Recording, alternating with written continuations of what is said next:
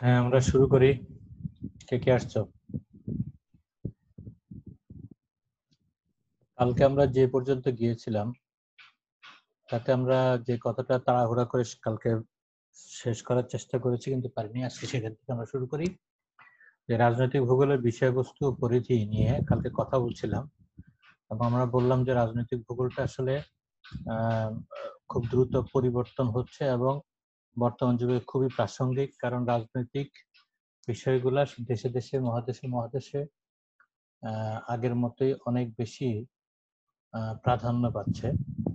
অনেক ক্ষেত্রে আমাদের জীবন জীবিকাকেও প্রভাবিত করে বলছে ব্যাপকভাবে।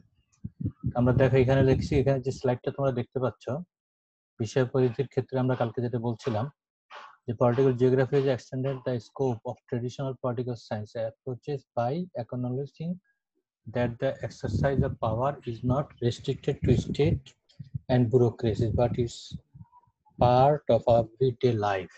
মানে এখানে যেটা বলতে যাচ্ছে যে রাজনৈতিক ভূগোলটা এখন আরো বেশি ট্রেডিশনাল যে আলোচনাটা ছিল যে শক্তি নিয়ে শুধু আলোচনা, সেখান থেকে আরো বেশি বিস্তৃত হয়েছে। কারণ দেখা যাচ্ছে যে যে এক্সারসাইজ অফ পাওয়ার বা শক্তির যে ব্যবহার, সেই ব্যবহারটা একেবারে প্রাত্যহিক জীবন পর্যন্ত চলে আসছে।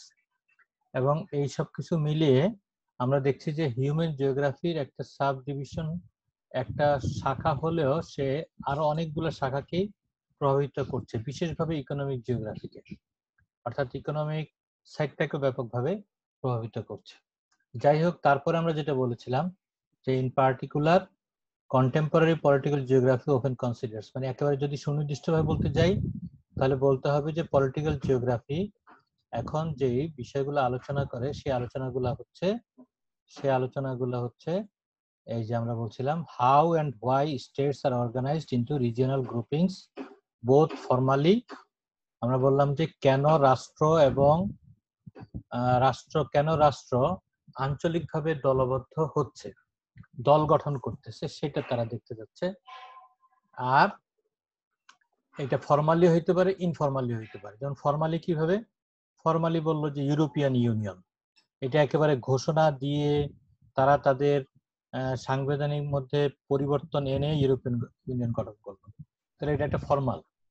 আবার আমরা দেখতেছি যে যখন জলবায়ু আলোচনা হচ্ছে তখন ইনফর্মালিও একটা বিভাজন হয়ে যাচ্ছে, যে উন্নত দেশ, তৃতীয় বিশ্বের দেশ, এই যে থার্ড ওয়ার্ল্ড, এই যে তৃতীয় বিশ্বের দেশ বলে যে দেশগুলা একত্রিত হয়ে যাচ্ছে, এর পিছনে কারণ হইলো ওই যে রাষ্ট্র আঞ্চলিকভাবে জোটবদ্ধ হচ্ছে বিশ্বে বার্গেনিং এর ক্ষেত্রে, শক্তি অর্জন করার ক্ষেত্রে বা সুবিধা অর্জনের ক্ষেত্রে। 2 নম্বর হলো তাহলে এইটা এখন কন্টেম্পোরারি পলিটিক্যাল জিওগ্রাফির একটা বড় আলোচনার বিষয়। 2 নম্বর আমরা বলছিলাম the relationship between states and former colonies, যে এখন আগে যে কলোনিগুলো আমরা বিলুপ্ত হয়ে গেছে, সেই কলোনির সাথে এখন স্বাধীন হওয়ার পরে রাজ্যগুলো একটা সম্পর্ক বজায় রাখছে এবং কলোনিতে যারা যারা একত্রে ছিল এখন তারা মিলে একটা জোট গঠন করছে। যেমন আমাদের আমরা জানি যে কমনওয়েলথ একটা ব্যাপার, ব্রিটিশ যারা কলোনি ছিল তারা সবাই এখনো একটা জোটবদ্ধ এবং এটা নাম দেয় কমনওয়েলথ। দেখবা যে অনেকে কমনওয়েলথ স্কলারশিপ নিয়ে পড়তে যায় সেরকম। and how these are propagated over time, for example through new colonialism, মানে এটাকে আবার বলতেছে নব কলোনাইজেশন। যে কলোনি থেকে আমরা মুক্ত হইলাম সেই কলোনির একটা নতুন রূপ হলো এইটা, এই যে তারা বিভিন্নভাবে জোটবদ্ধ হচ্ছে কলোনিতে যারা আগে ছিল। 3 নম্বর আমরা বলতেছি relationship between a government and its politics peoples, যে সরকারের সাথে তার জনগণের যে সম্পর্ক, এটা একটা বিশাল আলোচনার বিষয় রাজনৈতিক ভূগোলে, গুরুত্বপূর্ণ। Relationship between states including international trade and treaties, আন্তর্জাতিক বাণিজ্য আর আন্তর্জাতিক যে চুক্তি আছে সেই চুক্তি নিয়ে রাষ্ট্রের কি সম্পর্ক, এগুলা নিয়ে আলোচনা করে রাজনৈতিক ভূগোল। যেমন আমরা বলতেছি টিকফা চুক্তি বাংলাদেশের জন্য, টিকফা, আমেরিকা টিকফা চুক্তি করছে, আমাদেরকে লোভ দেখাইছে যে তোমরা টিকফা চুক্তিতে আসো, তোমাদেরকে বাণিজ্য সুবিধা দেওয়া হবে, ইত্যাদি দেওয়া হবে, তখন আমরা চুক্তি করছি। এখন টিকফা চুক্তিটা কি, আমাদের কি কাজে লাগবে দেখবে, এটা নিয়ে অনেক টকশো হয়। আলোচনা হইতে থাকে। এগুলো আমাদের একটা বিষয়। Functions, demarcations and policing of boundaries, মানে আমাদের যে আন্তর্জাতিক বাউন্ডারি আছে, মানে সীমারেখা, আন্তর্জাতিক সীমারেখা, সেইটাকে আমরা কিভাবে পাহারায় রাখছি, পুলিশিং যে পাহারা বোঝাচ্ছে, কিভাবে ওটাকে আমরা শনাক্ত করছি। যেমন আমরা সর্বশেষ চুক্তি করলাম যে আমাদের ভারতের সাথে আমরা আন্তর্জাতিক সীমানা চুক্তি করলাম, করে আমরা করলাম কি, ওই যে খেয়াল আছে কিনা তোমাদের, কয়েক বছর আগে আমাদের ছিটমহল গুলো তাদের সাথে লেনদেন করে আমরা আমাদের বাউন্ডারিটাকে ফিক্সড করে ফেললাম। কিংবা আমরা মামলা করলাম, মামলা করে আমরা আরবিট্রেশনে গিয়ে আমরা সমুদ্র জয় করলাম, যেটা এখন আমরা বলি প্রায় সময়। তাহলে সমুদ্রের মধ্যে যে বাউন্ডারি নিয়ে যে চিহ্নিতকরণের যে দ্বন্দ্বটা ছিল আমাদের সাথে মায়ানমার এবং ভারতের সাথে, আমরা সে ডিমার্কেশন, যে ডিমার্কেশন মানে হলো শনাক্তকরণ, সীমানা শনাক্তকরণ, এই কাজটা করলাম। এইটা একটা গুরুত্বপূর্ণ আলোচনার বিষয় রাজনৈতিক ভূগোলের। এবং ফাংশনস, বাউন্ডারির যে ফাংশনস, যে বাউন্ডারির ভিতরে কেউ আসতেছে কিনা, আমি বাউন্ডারিটাকে সঠিকভাবে বাউন্ডারি মানে হলো বেড়া, অনেকটা আর কি বেড়া টাইপের যদি কল্পনা করো, যে আমি একটা বেড়া দিছি কিন্তু ওখানে ছাগল ঢুকে বা মানুষজন যাতায়াত করে আমার ফসল নষ্ট করতেছে, তাহলে ফাংশনসটা হলো যে আমি ওই বাউন্ডারিটাকে মেনটেন করতে পারতেছি কিনা, লোকজন ইচ্ছা করলে আমার জমি দখল করতে পারে কিনা। যেমন ধরো কয়দিন আগে লাদাখে তোমার ওই যে ভারতের সাথে চায়নার যে দ্বন্দ্ব, সেই দ্বন্দ্বটা তোমরা দেখছো, রক্তাক্ত হয়ে গেছে, রক্তাক্ত সংঘর্ষ হয়েছে তাদের মধ্যে। এটা হলো গিয়ে তারা তাদের বাউন্ডারিরে ফাংশনাল করার জন্য, যে আমার বাউন্ডারির ভিতরে কেউ ঢুকতে পারবে না, এই টাইপের একটা ব্যাপার হলো এইটা। আচ্ছা, এগুলা হলো আমাদের বর্তমান আলোচনার বিষয়ের মধ্যে চলে আসতেছে। How imagine geographies have political implications. এই যে বিভিন্ন জায়গার যে ভৌগোলিক যে বৈশিষ্ট্য, সে বৈশিষ্ট্যগুলা কিভাবে রাজনৈতিক গুরুত্ব রাখে, সেটা নিয়ে আলোচনা করাও একটা বিষয়। Influences of political power on geographical space, রাজনৈতিক শক্তি যেগুলো আছে, আমরা বলতেছি চীন একটা শক্তি, ভারত একটা শক্তি, আঞ্চলিক শক্তি, আমেরিকা একটা বিশ্বের শক্তি। তাহলে এই শক্তিগুলা আমাদের উপরে কি কি প্রভাব বিস্তার করতেছে পলিটিক্যাল, এগুলো নিয়ে আলোচনা। Political implications of modern media, আমরা কালকে বলছিলাম যে TV, ICT, internet, social networks, এই যে সব জিনিসগুলা, এই জিনিসগুলা আমাদের পলিটিক্যাল কি কি ইমপ্লিকেশনস, আমাদের উপরে কি কি প্রভাব বিস্তার করছে আমাদের চিন্তা জগতের ক্ষেত্রে, সেগুলো একটা আলোচনা। স্টাডি অফ ইলেকশন রেজাল্টস, এইটা ইলেকট্রাল জিওগ্রাফি নামে একটা নতুন শাখা রাজনৈতিক ভূগোলে তৈরি হচ্ছে। যে আমরা দেখছি যে দেশে দেশে দেশে দেশে যে আভ্যন্তরীণ শান্তি এবং শৃঙ্খলা এবং জনগণের মধ্যে ঐক্য, এগুলা অনেকগুলা নির্ভর করতেছে ইলেকট্রাল, এই নির্বাচন কেন্দ্রিক। দেখো, একটা নির্বাচন আনার জন্য, জিতার জন্য আমেরিকার মতো 200 বছরের একটা গণতান্ত্রিক দেশেও কি পরিমাণে তারা মুখোমুখি, এবং ব্ল্যাক এন্ড হোয়াইটের মধ্যে বিভাজন হয়ে গেল মাঝখানে নির্বাচনের আগে একটা black live matters, black lives matter, এই কথা বলে তারা সেখানে একটা আন্দোলন করতে হলো, এবং তারা দেখাই দিল যে বেশি করোনায় বেশি লোক মারা গেছে ব্ল্যাক, কারণ তাদের প্রতি অবহেলা করা হয়েছে। তাহলে এই যে এগুলো সব হলো ইলেকশনের একটা মারপ্যাচ, এবং এই ইলেকশনের এই মারপ্যাচের মধ্যে কোন একটা দেশের গণতন্ত্র কতটা স্মুথ রান করতেছে সেটা অনেক সময় প্রভাবিত হয়, প্রতিফলিত হয়। তাহলে এগুলো একটা বিশাল অ্যানালাইসিসের বিষয়, যে একটা দেশের রাজনৈতিক শক্তিটা কেমন। এই যে তারা যে বলতেছে যে ইউনাইটেড আমেরিকা, ডিভাইডেড আমেরিকা, দেখবা যে বাইডেন এখন বলতেছে যে আমরা আবার আমেরিকার মধ্যে ঐক্য তৈরি করে আনতে চাই। আসলে যে কোনো একটা দেশের শক্তি হলো তাদের রাজনৈতিক ঐক্য। তাহলে এই ঐক্যটাও অনেকটা নির্ভর করে ইলেকট্রালের নেচারের উপরে। তাহলে আমরা এই একটা জিনিস দেখলাম, এগুলো সবই হলো রাজনৈতিক ভূগোলের আলোচনার বিষয়। তাহলে আলোচনার বিষয়ের পরে আমরা যেটা বলতে চেয়েছিলাম, যে আমরা দৃষ্টিভঙ্গির ক্ষেত্রে যেতে চেয়েছিলাম। তাহলে এখন আসি তোমাদের এই যে টপিকটা, প্রথম যে টপিকটা, সেই টপিকটার সর্বশেষ যে বিষয়বস্তু, সেটা হলো approaches to political geography. Approaches to political geography. তাহলে আমরা দেখি যে যে আলোচনাগুলো করলাম, এবার সেই আলোচনাগুলোকে যদি আমরা মাথায় নেই, তাহলে পলিটিক্যাল জিওগ্রাফি কি? পলিটিক্যাল জিওগ্রাফি হলো গিয়া একটা শাখা কার? Geography, focused on the nature and implications of the evolving spatial organization of political governance and formal political practice on the earth's surface. হ্যাঁ, এখন আসো, তাহলে আমরা এখন পর্যন্ত যা জানলাম তাতে আমরা কি বুঝলাম? যে এটা ভূগোলের একটা শাখা, যেই শাখা রাজনৈতিকভাবে সংগঠিত এবং রাজনৈতিক নেতৃত্বের দ্বারা পরিচালিত গভর্নেন্স আর কি, পরিচালিত একটা একটা ফর্মাল একটা রাজনৈতিক চর্চার একটা যে এককগুলো আছে, সেই এককগুলা নিয়ে আলোচনা করে। আর পৃথিবীব্যাপী যে এককগুলা ছড়িয়ে ছিটিয়ে আছে সেটা নিয়ে আলোচনা করে রাজনৈতিক ভূগোল। তাহলে এই যে পলিটিক্যাল স্পেসেস গুলা যে আমরা দেখতেছি, it is concerned with why political space emerge in the place that they do and with how the character of those space affects social political। হ্যাঁ, তারপরে বলতেছে যে তাহলে আমরা দেখতেছি যে এইটা কনসার্ন, এটা গুরুত্ব দেয় কিসের উপর গুরুত্ব দেয়?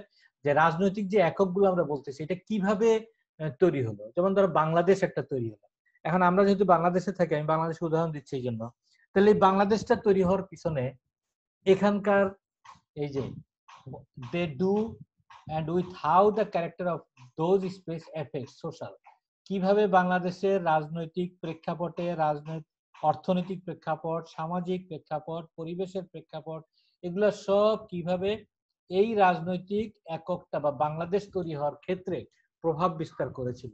আবার বাংলাদেশ তৈরি হওয়ার পরে বাংলাদেশের অর্থনৈতিক, সামাজিক, রাজনৈতিক এই সকল ক্ষেত্রে এটা কিভাবে প্রভাব বিস্তার করছে, এইটা নিয়ে আলোচনা আমরা দেখছি যে পলিটিক্যাল জিওগ্রাফি করে বা রাজনৈতিক ভূগোল করে। তাহলে আমরা বলতে পারি যে the origin of modern political geography can be traced to the work of German geographer and English geopoliticians in the late centuries, 19th century।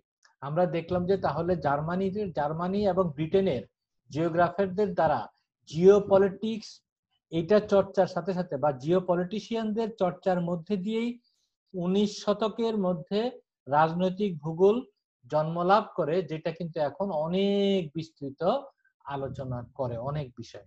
তাহলে আমরা যদি আলোচনার বিষয়গুলোকে যদি তার দৃষ্টিভঙ্গিগতভাবে দেখি, তাহলে 4টা প্রধান দৃষ্টিভঙ্গি আমি এখানে শনাক্ত করতে পারি। তার মধ্যে একটা দৃষ্টিভঙ্গি হলো বর্ণনামূলক দৃষ্টিভঙ্গি, এই যে ডেসক্রিপটিভ অ্যানালাইসিস, বর্ণনামূলক দৃষ্টিভঙ্গি। দরকার হলে তোমার খাতার মধ্যে লিখে নাও, কারণ হলো গিয়ে তোমাদের বইয়ের মধ্যে বিষয়টাকে আনে নাই, বইটা শেষ হয়ে গেছে কিন্তু বইয়ের মধ্যে আসলে দৃষ্টিভঙ্গি কথাটা আনে নাই। যদিও তোমাদের এখানে সিলেবাসে একেবারে আলাদাভাবে বলা আছে অ্যাপ্রোচেস টু পলিটিক্যাল জিওগ্রাফি বা ভূগোল, রাজনৈতিক ভূগোলের দৃষ্টিভঙ্গি। এবং যখন আমরা যখন প্রশ্ন করতে বসি, তখন কিন্তু আমরা বই নিয়ে যতটা না বসি, আমাদের সামনে সিলেবাস থাকে, আর সিলেবাসের টপিক ধরে ধরে ধরে ধরে আমরা প্রশ্ন করি। তাহলে সেই ক্ষেত্রে যদি কোনো প্রশ্ন চলেই আসে এভাবে যে রাজনৈতিক ভূগোলের দৃষ্টিভঙ্গি বা অ্যাপ্রোচ কাকে বলে বা কি কি আছে বলো, তখন তুমি এটা লিখতে পারবে যে 4টা প্রধান দৃষ্টিভঙ্গি আমরা ভাগ করতে পারি। 1 নম্বর হলো বর্ণনামূলক দৃষ্টিভঙ্গি। বর্ণনামূলক দৃষ্টিভঙ্গিতে কি বলতেছে? the spatial configuration and character of politically organized area। এই যে পারিসরিক, এই স্পেশাল মানে হলো কি বিশেষ না, এটা হলো পারিসরিক, পরিসর নিয়ে। যেমন বাংলাদেশের সীমানার যদি আমি পুরো বাউন্ডারিটা ধরি, সেই বাউন্ডারির ভিতরে যে জায়গাটা, এটা হলো বাংলাদেশের পরিসর। এখন এই বাংলাদেশের পরিসরের কনফিগারেশন কেমন? কনফিগারেশন মানে কি? কাঠামোটা কেমন, গঠন কাঠামো কেমন, কনফিগারেশন, স্পেশাল কনফিগারেশন। যে বাংলাদেশের এই যে ভৌগোলিক যে সীমারেখা আছে, তাহলে বাংলাদেশ একটা শেপ ধারণ করলো, এটার কাঠামোটা কি, বৈশিষ্ট্যটা কি, তারপরে এগুলা নিয়ে আমরা বর্ণনামূলক আলোচনা আমরা যাই। 2 নম্বর হলো কোয়ান্টিটেটিভ অ্যানালাইসিস করি আমরা, মানে সংখ্যাতাত্ত্বিক আলোচনা করি, political development, particularly electoral data, এই যে রাজনৈতিক কি কি বিকাশ হচ্ছে, এবং এর এখানে যে যেমন ইলেকট্রাল যে নির্বাচনের যে মানে বিষয়গুলো নিয়ে আলোচনা, এগুলোকে আমরা বলতেছি যে সংখ্যাতাত্ত্বিক আলোচনা। কোন দৃষ্টিভঙ্গি থেকে? সংখ্যাতাত্ত্বিক আলোচনার দৃষ্টিভঙ্গি থেকে আমরা রাজনৈতিক উন্নয়ন এবং নির্বাচনের সংক্রান্ত যে ডাটা নিয়ে অ্যানালাইসিস করি সেটাকে আমরা বলতেছি কোয়ান্টিটেটিভ অ্যানালাইসিস দৃষ্টিভঙ্গি।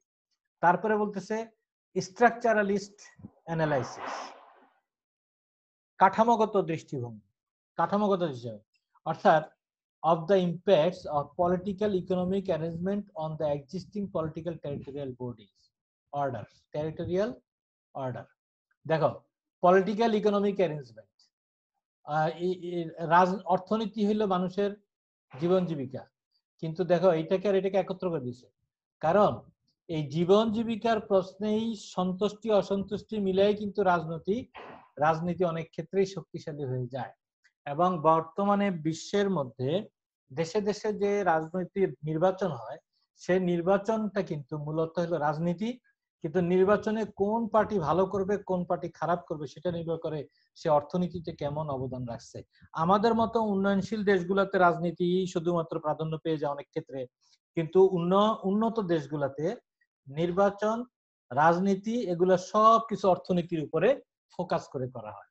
এবং আমরাও ধীরে ধীরে প্রত্যাশা করছি যে এদিকে যাব। যেমন এবার যে সর্বশেষ যে আমেরিকার নির্বাচন হলো, ট্রাম্পের এত সমালোচনার পরেও কিন্তু ট্রাম্পের যে জনপ্রিয়তা তার ব্যাখ্যা দিতে গিয়ে তার সমর্থকরা বলছে যে আমেরিকার অর্থনীতি অনেক ভালো করেছে ট্রাম্পের সময়। তাহলে এটা হলো কি এটা। আবার দেখো, এই আমেরিকার অর্থনীতি ভালো করার জন্যই দেখা গেছে যে যুগে যুগে আমেরিকারা, বিশেষত রিপাবলিকানরা যখন সরকার গঠন করে তখন যেহেতু তাদের একটা বড় ব্যবসা হলো অস্ত্র ব্যবসা, তখন তারা কি করে ওই অস্ত্রের জন্য বিভিন্ন দেশের মধ্যে যুদ্ধ লাগিয়ে দেয়। কিংবা তুমি ধরো ট্রাম্পকেও যদি ধরো, ট্রাম্প ক্ষমতায় আসার পরে সৌদি আরব এবং তার পার্শ্ববর্তী কাতারের সাথে যে দ্বন্দ্ব চলছে তাতে সে সৌদি আরবও গিয়ে $10 বিলিয়ন অস্ত্র চুক্তি করে আসে, আবার ওই কাতারও গিয়ে $10 বিলিয়ন অস্ত্র চুক্তি করে। অর্থাৎ এখানে কিন্তু এই যে অস্ত্র বিক্রি, এটা একটা তার অর্থনৈতিক কাজ, কিন্তু একই সাথে এটা তার পলিটিক্যাল একটা এজেন্ডা, এবং সে এইসব দিয়েই কিন্তু সে দেখাচ্ছে যে তার অর্থনীতি চাঙ্গা হয়ে আছে। তো যাই হোক, আমরা বলতেছিলাম যে বিশ্বের ক্ষেত্রেও কিন্তু এইটা, এই যে মিডল ইস্টে যে দ্বন্দ্ব বা তেলের জন্য যে ফাইট, মিডল ইস্টের সবগুলো জাতি রাষ্ট্র একমাত্র তাদের ওই খনিজ তেলকে লুটপাট করার জন্য, তেলকে দখল করার জন্য, নিয়ন্ত্রণে রাখার জন্য, তেলের দাম কমিয়ে রাখার জন্যই কিন্তু মূলত যতগুলো বৃহৎ শক্তি আছে, আমেরিকা, ফ্রান্স, ব্রিটেন, এরা সবাই ওখানে তেলের কোম্পানি আছে এবং এরা সবাই সম্মিলিতভাবে ওখানে দ্বন্দ্ব লাগিয়ে রাখবে, ওই ইসরায়েলকে দিয়ে, কিংবা নিজেরা জাতিগতভাবে দ্বন্দ্ব লাগায় রাখবে, কিংবা ইরাক ইরান শিয়া সুন্নির দ্বন্দ্ব লাগায় রাখবে। এবং এই দ্বন্দ্ব লাগায় রাখার মাধ্যমে তারা কি করে, তারা মূলত ওখানে তারা যেন একত্র হইতে না পারে, তেলের দাম বাড়াইতে না পারে, আর তেলের বাণিজ্যের মধ্যে তাদের অংশীদারিত্ব বজায় রাখছে। তো এগুলা সব হলো বিশ্বের structural analysis of political geography. একইভাবে দেশের স্ট্রাকচারাল অ্যানালাইসিস, তাহলে এটা আমরা একটা দৃষ্টিভঙ্গি দেখলাম রাজনৈতিক ভূগোল। আর হলো গিয়া post structuralist analysis of the nature and meaning of the space of political practice and actions. আর আরেকটা হলো এই কাঠামোগত বাইরেও আমরা বলতেছি পোস্ট স্ট্রাকচারাল, মানে স্ট্রাকচারাল পরবর্তী আলোচনা। এখানে মূলত আরো অনেক সেন্সিটিভ বিষয়গুলা চলে আসতেছে, বিশ্বের প্রেক্ষিতে যে বিষয়গুলো আছে সেগুলো চলে আসছে, যেমন পরিবেশ থেকে শুরু করে এইসব বিষয়গুলো এখানে চলে আসতেছে। তাহলে আমরা মোটামুটি বুঝতে পারলাম যে রাজনৈতিক ভূগোলের দৃষ্টিভঙ্গিটা কি। আমি তোমাদেরকে একটু আগে বলেছি যে তোমাদের বইয়ের সিলেবাসের মধ্যে আছে রাজনৈতিক ভূগোলের দৃষ্টিভঙ্গি, কিন্তু বইয়ের মধ্যে ওইভাবে আলোচনা করা নাই। বইয়ের মধ্যে যেভাবে আছে সেভাবে হলো রাজনৈতিক ভূগোল চিন্তা গোষ্ঠী হিসাবে একটা টপিক করে গেছে তারা, যে পলিটিক্যাল মানে আমরা যে আলোচনাগুলা দেখছি রাজনৈতিক ভূগোলবিদদের, তাদেরকে আমরা তিনটা বড় দলে ভাগ করতে পারি। একটা হলো পলিটিক্যাল ল্যান্ডস্কেপ স্কুল, যারা রাজনৈতিক ভূদৃশ্য গোষ্ঠী, যারা পলিটিক্যাল ল্যান্ডস্কেপ স্কুল নামে পরিচিত।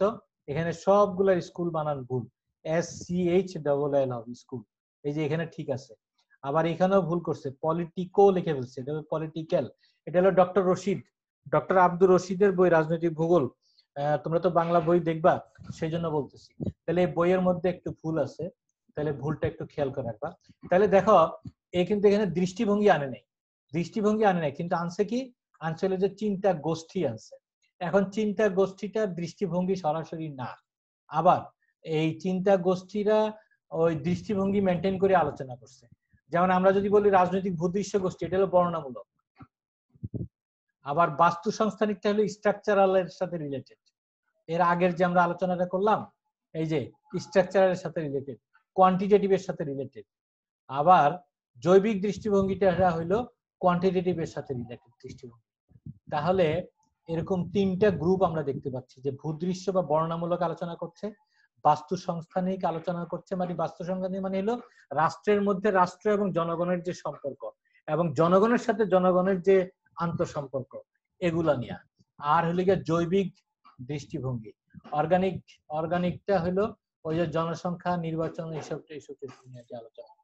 তো যাই হোক, এইগুলা যে আনছে, এইটা আমি তোমাদেরকে দেখাচ্ছি এই জন্য যে তোমরা বইটা পড়তে গিয়ে কনফিউজড হয়ে যাবে যে এগুলা কেন আনছে।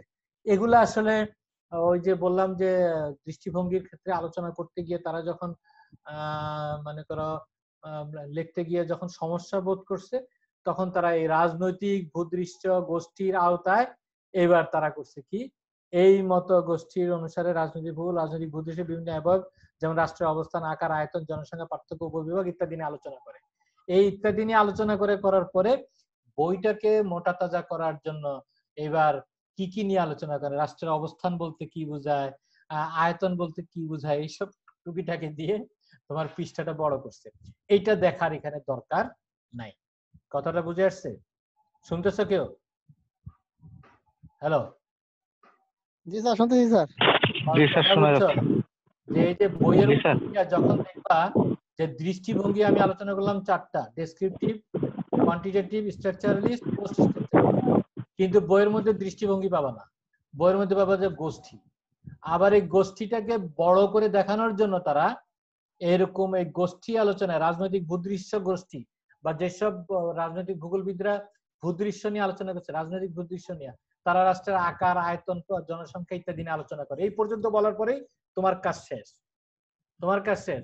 কিন্তু এই যে বাকি যে এই অবস্থান বা আকার, আয়তন বলতে আবার কি বোঝায়, আয়তন হলো অবস্থান, আয়তন, আভ্যন্তরীণ ধরন, প্রান্তিক উপাদান, সীমানা মণ্ডল, এগুলা হলো তোমার জাস্ট বইটাকে মোটা করার জন্য করছে। সেই জন্য এখানে এসে ঘাবড়ায় যাবে না, এইটার সাথে তোমার তেমন কোনো সম্পর্ক নাই। তারপর রাজনৈতিক বাস্তু সংস্থানিক গোষ্ঠী, এখানে কি বলছে দেখো, যে মানুষ যে স্থানে তাদের রাজনৈতিক কার্য পরিচালনা প্রতিষ্ঠান গড়ে তোলে, রাজনৈতিক তার পন্থাগুলা বিশ্লেষণ করে। হ্যাঁ, অর্থাৎ প্রাকৃতিক পরিবেশের সাথে রাজনৈতিক ভূগোলের ভৌগোলিক সমন্বয়কারী সামাজিক দলের সমীক্ষা করে। মোট কথা হলে একটা কথা বলার জন্য আর কি একটু বলে দিছে, যে ওখানে যে রাজনৈতিক যে গোষ্ঠীগুলা তৈরি হচ্ছে, তাদের চিন্তা চেতনা, রাজনীতির সাথে এলাকার যে সম্পর্ক, সেটা নিয়ে আলোচনা করছে। সেই জন্য মানব দলগুলা তারা দেখবে যে এখানে কোন কোন জাতি উপজাতি তারা এই দেশ গঠিত, তাদের অর্থনীতি কি, তাদের জাতীয়তা কি, এইসব নিয়ে। তা আমরা এটাও বললাম যে এটার দিকে শুধু তাকাবা, সেজন্য আমি তোমাদেরকে টাচ করে দিয়ে যাচ্ছি। এরপরে হলো কি এলাকা নিয়ন্ত্রণ সম্বন্ধে, ওইটার আন্ডারে লাস্ট হলো কি, লাস্ট হলো জৈবিক গোষ্ঠী। এই জৈবিক গোষ্ঠীতে বলতেছে কি, জৈবিক গোষ্ঠী এরা পারিসরিক জীব বা রাষ্ট্রকে ভূরাজনৈতিক জীব হিসেবে বিবেচনা করে, যার বৃদ্ধি লাভের প্রয়োজন আছে। এটা হলো কি তোমার ওই যে আমরা প্রথমেই বলেছিলাম যে রাজ্জেল বলছিল লেবেনের শ্রম, ওই লেবেনের শ্রমের দৃষ্টিভঙ্গি থেকে আলোচনা। কিন্তু এখানেও তারা করছে ওই যে জিনিসগুলো আছে, এগুলোর কোনো দরকার নাই। ঠিক আছে, কথাটা বুঝে আসছে? তাহলে আমি এটা আনছি কেন এখানে, জাস্ট দেখানোর জন্য যেগুলোর কোনো দরকার নাই, তোমার বইয়ের মধ্যে তোমরা এইভাবে পাবা। তাহলে আমরা দেখলাম যে রাজনৈতিক ভূগোলের দৃষ্টিভঙ্গি বলতে আমরা কি বুঝে সেটা আলোচনা করে ফেলেছি। তাহলে এখন তোমাদের সিলেবাসের সর্বশেষ আর দুইটা ছোট ছোট কথা আছে। একটা হলো গিয়া অবজেক্টিভস, উদ্দেশ্য। এই যে objectives of political geography, objectives এর ক্ষেত্রে এখন আমরা যদি আলোচনায় মধ্যে যদি নিজেরা এখন চিন্তা করি, এই যে লেখছে মানব সমাজগুলোকে সম্প্রীতি ও ভ্রাতৃত্ববোধে উদ্বুদ্ধকরণ, বিশ্বে মানবাধিকার ও ন্যায় বিচার প্রতিষ্ঠাকরণ, মানুষের স্বার্থপরতা ভিত্তিক আত্মঘাতী দ্বন্দ্বের ফলাফল বিশ্লেষণ, এগুলো সব কথা ঠিক আছে। ঠিক আছে, আমরা যখন আমেরিকার নির্বাচনের কথা বলতেছি তখন ওরা আলোচনায় বসতেছে CNN এ, দেখবো যে তারা বসে বলতেছে হ্যাঁ আমাদের মধ্যে ঐক্য আনতে হবে, আমাদেরকে জাতিগত বর্ণগত বৈষম্য লোপ করতে হবে, জেন্ডারগত বৈষম্য লোপ করতে হবে। এগুলো সব কি এক কথায় কি? এক কথা হলো মানবাধিকার প্রতিষ্ঠা। তাহলে আমরা যদি বলি রাজনৈতিক ভূগোলের উদ্দেশ্য কি, এরা যেভাবে 20টা পয়েন্ট করছে, এরা কি কি পয়েন্ট করছে আমরা একটু পড়ে নেই। মানব সমাজগুলোকে সম্পৃক্তি, ভ্রাতৃত্ববোধ উদ্বুদ্ধকরণ, মানবাধিকার ও ন্যায় বিচার প্রতিষ্ঠা, স্বার্থপরতা ভিত্তিক আত্মঘাতী দ্বন্দ্বের ফলাফল বিশ্লেষণ এবং যুদ্ধ বিগ্রহ হ্রাসকরণের প্রচেষ্টা চালানো। হ্যাঁ, কথা ঠিক আছে, যুদ্ধ বিগ্রহ আমরা হ্রাস করার জন্য চেষ্টা করব। মানুষের সামাজিক অর্থনৈতিক নিরাপত্তা নিশ্চিতকরণ, ব্যক্তি, দল, জাতি, উপজাতির নিরাপত্তা নিশ্চিতকরণ, বিশ্বের সীমিত সম্পদের অপচয় রোধ ও সদ্ব্যবহার নিশ্চিতকরণ, পৃথিবীর প্রাকৃতিক পরিবেশ সংরক্ষণ, মানবীয় পরিবেশের সমন্বয়, পরিবেশের উন্নয়ন সাধন, বিশ্বের শান্তি প্রতিষ্ঠার মাধ্যমে মানব সংস্কৃতি ও সভ্যতার ক্রমবিকাশে অপ্রতিহত অভিযানের পথ সুগম করা। এইটা বলছে রাজনৈতিক ভূগোলের উদ্দেশ্য। লক্ষ্য উদ্দেশ্য সব একই কথা, লক্ষ্য হইলো যা, উদ্দেশ্য হইলো তাই। যে লক্ষ্য উদ্দেশ্য এই কথাটাকে আরো ছোট ছোট ভাগে আনছে। আমরা এবার আবার এই পয়েন্টের মধ্যে ফেরত যাই, এটা দিয়ে আমরা আজকে ক্লাস শেষ করব এবং তোমাদের এই চ্যাপ্টারটা শেষ হয়ে যাবে। তোমাদের প্রথম যে চ্যাপ্টারটা ছিল ইন্ট্রোডাকশন টু পলিটিক্যাল জিওগ্রাফি, এটাতে আমার অনেক সময় লেগেছে, 4টা ক্লাস নিয়ে ফেলতে হয়েছে। আমরা এটা এখানেই আজকেই শেষ করে দিচ্ছি। এরপরে আমি যেটাতে আলোচনা যাব সেটা হলো 2 নম্বর যে টপিকটা, concepts of geopolitics and geo strategy, ওইটা নিয়ে আমরা পরের ক্লাসে শুরু করব। তাহলে এখন এইটা শেষ চ্যাপ্টারটাতে আমরা একটু মনোযোগ দিই। দেখো তাহলে রাজনৈতিক ভূগোলের উদ্দেশ্য কি, আমরা এতক্ষণ পর্যন্ত এতদিন পর্যন্ত আমরা যে আলোচনাটা করেছি তাতে তুমি যদি চোখ বন্ধ করে চিন্তা করো, তাহলে 1 নম্বর হলো কি, যে আমরা রাজনৈতিক ভূগোল আলোচনা করছি যে একটা রাষ্ট্রের ভৌগোলিক অবস্থান এবং ভৌগোলিক অবস্থানের সাথে তার রাজনৈতিক যে সম্পর্ক সেটা বিশ্লেষণ করা। 1 নম্বর উদ্দেশ্য এটাই, যে রাজনৈতিক প্রত্যেকটা রাষ্ট্রের একটা ভৌগোলিক অবস্থান আছে। যেমন আমাদের বাংলাদেশ আছে দক্ষিণ এশিয়া, তাহলে এটা তার ভৌগোলিক অবস্থান। এই ভৌগোলিক অবস্থান প্রাপ্তির সাথে সাথে সে কতগুলো সুবিধা পাইছে, কতগুলো অসুবিধা পাইছে। কতগুলো সুবিধা পাইছে কি, নগদে কতগুলো সুবিধার মধ্যে 1 নম্বর সুবিধা হলো যে আমাদের এখানে হলো নাতিশীতোষ্ণ জলবায়ু। উষ্ণ অঞ্চলের মধ্যে আমরা নাতিশীতোষ্ণ জলবায়ুতে অবস্থান করছি। কিভাবে, যে আমাদের এখানে অতি গরম অতি ঠান্ডা হয়, তাহলে এটা আমার সুবিধা। আর সুবিধার মধ্যে কি, সুবিধার মধ্যে হলো যে আমরা একেবারে এই আমার দক্ষিণ দিকে বঙ্গোপসাগর আছে, আমি এই পোর্ট দিয়ে অনেক কিছু করি, এটা আমার সুবিধা। আর অসুবিধা কি, অসুবিধা হলো দক্ষিণ এশিয়ার আশেপাশের দেশগুলা কি, আশেপাশের দেশগুলো উন্নত না, যার কারণে আমি একটা অনুন্নত বলয়ের মধ্যে পড়ে গেছি।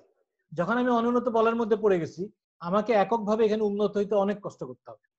তুমি জাস্ট কথাটা এইভাবে চিন্তা করো যে গ্রামের একটা ছেলে পড়ালেখা করে গ্রামের স্কুল থেকে খুব ভালো রেজাল্ট করে মেডিকেলে ভর্তি হওয়া, আর নটরডেমের একটা ছেলে মেডিকেল কলেজে ভর্তি হওয়া, আকাশ পাতাল পার্থক্য না দুইজনের কষ্টের মধ্যে, চেষ্টার মধ্যে।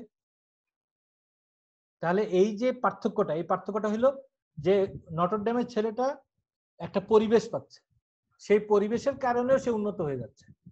আর গ্রামের একটা ছেলে পড়ালেখার পরিবেশটা তুলনামূলকভাবে কম পাচ্ছে, সেখান থেকে তাকে যদি উঠতে হয় তাকে অনেক এক্সট্রা লেবার দিয়ে উঠতে হবে। তাহলে এই পার্থক্যটা মতো করে যদি আমি চিন্তা করি, তাহলে পৃথিবীতে যতগুলা দেশ আছে সেই দেশগুলা কোন বলয়ে অবস্থিত, কোন জায়গায় অবস্থিত, তার উপরে নির্ভর করে যে ওই দেশটা মূলত কত দ্রুত উন্নত লাভ, দেশটা উন্নত হবে না উন্নত হইলে, উন্নত হইলে কত দূর পর্যন্ত যেতে পারবে, আর অনুন্নত হইলে কত দূর পর্যন্ত। হ্যাঁ, গ্রামের একটা ছেলে খুব এক্সট্রা মেরিটোরিয়াস হয়েছে, সেই কারণে হয়তো সে বুয়েটে চান্স পেয়ে যাবে। তা নাহলে খুব ভালো ছাত্র হলে সে একটা ভালো ভার্সিটিতে ভর্তি হতে পারবে, এই পর্যন্ত গিয়ে থেমে যাবে। তাহলে এই যে বিষয়গুলো আছে এটা আমাদের রাষ্ট্রের ক্ষেত্রে আমরা দেখবো যে আছে। যেমন ধরো আমি তোমাদেরকে দেখাই, আরে বাবা রে, এটা আরেক যন্ত্রণা। আমরা পিছনের ম্যাপটার দিকে যাই। এই হ্যাঁ আসছি, দেখো এখন দেখা যাচ্ছে। আমরা যেটা বলতেছিলাম যে দেখো এইখানে যদি আমরা একটু দেখি, আর আছে আমাদের 10 মিনিট সময়, 10 মিনিট সময় আমরা খুব সুন্দরভাবে ক্লাসটা শেষ করতে হবে। খেয়াল করো, এই যে এখানে দেখো ম্যাপটা দেখো, এই টোটাল জায়গাটা হলো উন্নত, এই টোটাল জায়গাটা হলো উন্নত। তাহলে দেখো এখানে France, Spain, Portugal, Italy, German, Britain, Finland, এখানে কি স্ক্যান্ডিনেভিয়ান কান্ট্রি গুলা, এরা সবাই উন্নত। দেখো সবগুলা উন্নত কিন্তু এক জায়গায়, আর যারা অনুন্নত তারা সব এক জায়গায়। এই যে আফ্রিকার সব দেশ অনুন্নত, আর যত গন্ডগোলওয়ালা জায়গা সব এক জায়গায়, এই যে সৌদি আরব সহ। এখন সৌদি আরব যদি ব্যাপকভাবে উন্নত হয়ও, তার আশেপাশের যে প্রতিবেশীগুলো আছে, এই যে এখানে আছে ইয়েমেন, এদিকে আছে আফ্রিকার দেশগুলা, এদিকে মিডল ইস্টের দ্বন্দ্বপূর্ণ জায়গাগুলা, এই সবগুলা পরিবেশের কারণে কিন্তু সে কিন্তু বেশি দূর উঠতে পারবে না, একটা জায়গায় গিয়ে থেমে যাবে। তাহলে এইটা আমি বলতে চাচ্ছি যে একটা রাজনৈতিক ভূগোলের একটা উদ্দেশ্য হলো যে রাজনৈতিক অবস্থান হিসেবে একটা দেশ কতটা সুবিধাজনক জায়গায় আছে, কতটা অসুবিধাজনক জায়গায় আছে সেটা বোঝা। এক। 2 নম্বর হলো রাষ্ট্রের, আমরা আবার চলে যাচ্ছি আমাদের আজকে এখন আলোচনা করতেছি কি আমরা যে রাজনৈতিক ভূগোলের লক্ষ্য উদ্দেশ্য। তাহলে লক্ষ্য উদ্দেশ্য হলো 1 নম্বর, যদি লক্ষ্য উদ্দেশ্য আমি বলি তাহলে হবে যে রাজনৈতিক ভূগোল হলো 1 নম্বর হলো রাষ্ট্রের অবস্থান এবং অবস্থানের সাথে ভৌগোলিক সম্পর্ক নির্ধারণ করে। 1। 2 নম্বর হলো রাষ্ট্রের শক্তি এবং দুর্বলতাগুলো চিহ্নিত করে সেগুলাকে কিভাবে মানে কিভাবে নিয়ন্ত্রণে রেখে রাষ্ট্রের উন্নতি করা যায় সেটা চিন্তা করে।